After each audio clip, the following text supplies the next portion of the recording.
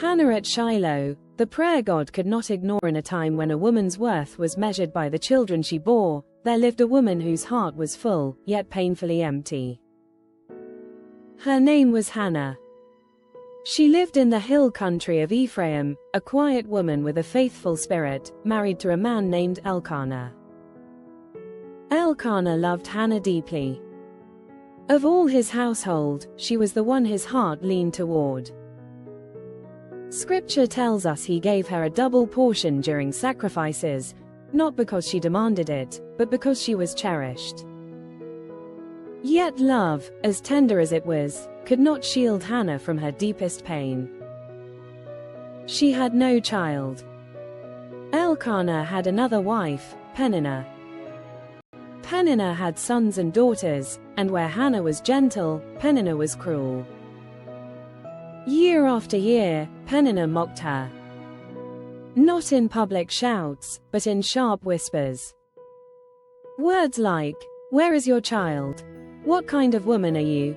And every word pierced Hannah's soul. Elkanah tried to comfort her. "Hannah," he would say, "why do you weep? Why do you not eat? Am I not better to you than 10 sons?" His words were sincere. His love was real. But even love cannot replace the ache of a prayer unanswered. Each year, the family traveled to Shiloh to worship and offer sacrifices before the Lord. And every year, the same pain followed Hannah into the presence of God. She could not eat. She could not smile. Her grief sat beside her like a shadow. Until one year, something changed. Hannah rose from the table, walked into the house of the Lord, and did not hold anything back. A prayer without sound, she prayed silently. Her lips moved, but no sound came out.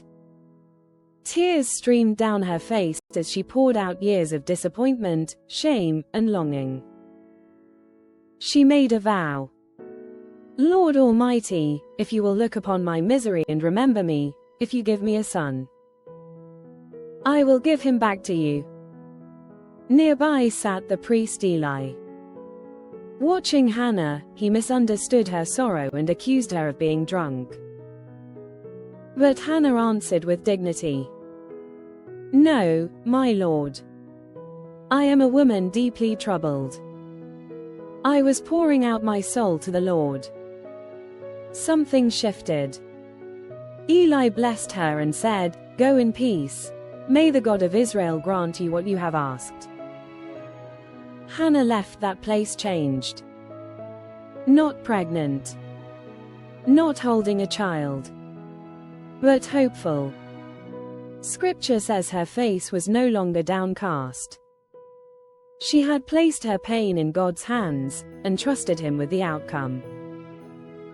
And in time, God answered. Hannah conceived and gave birth to a son. She named him Samuel, meaning, "Because I asked the Lord for him." Samuel was not just a child. He was a testimony.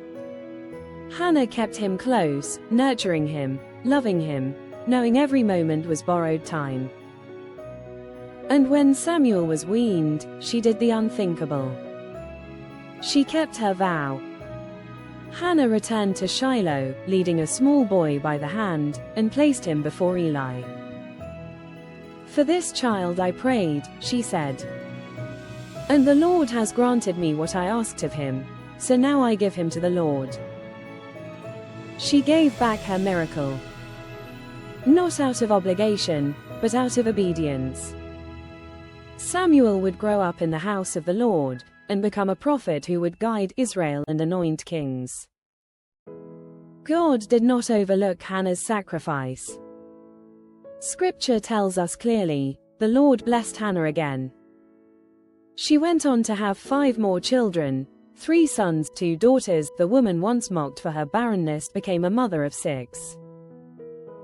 Her home was filled with laughter, songs, and the joy she once thought she would never know. And Elkanah, the husband who loved her in her pain, now rejoiced with her in abundance. Hannah's story teaches us that God hears prayers spoken in silence. Love can exist even in unfulfilled seasons. Waiting does not mean forgotten, and surrender can open doors we never imagined. She reminds us that faith is not proven by what we receive, but by what we are willing to release. If you are waiting, if you are praying, if you feel unseen, remember Hannah.